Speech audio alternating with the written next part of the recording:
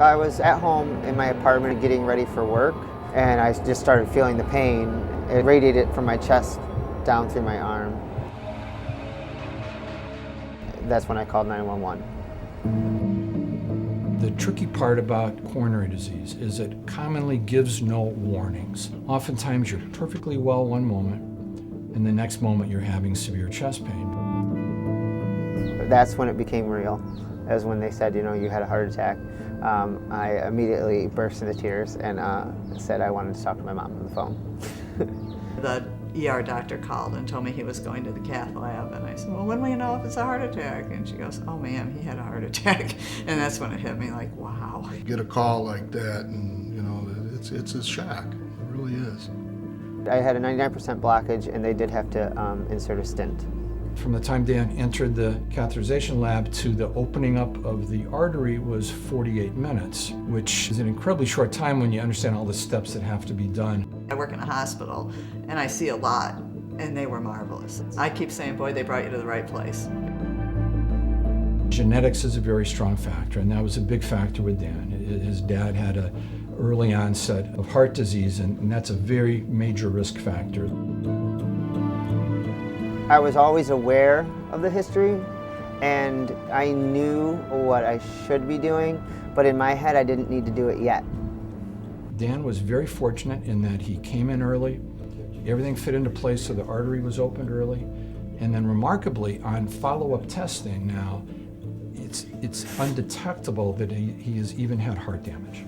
I had made the decision in the hospital that I wanted to run a marathon, and rehab was the tool really to help get me there. He's been motivated. He's got the Shamrock Shuffle coming up and he's training for the marathon. So we've got him running for an hour every time that he's here. Seth was really one of the first people who made me feel hope that, this wasn't an end, it was a beginning. And he kind of gave me some momentum towards that.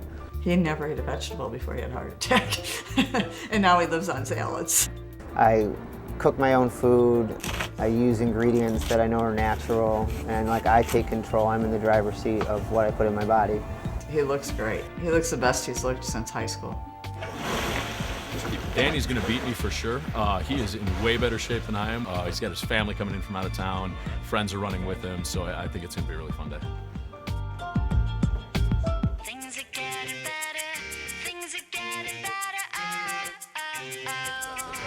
When I saw Dr. Stecy and Dr. Maroney and Seth all came, and I just thought it was really great, the support that they've given him and taken it to a much more personal level than doctor-patient or nurse-patient. When you're telling us they're running the race too, I was pretty impressed with that.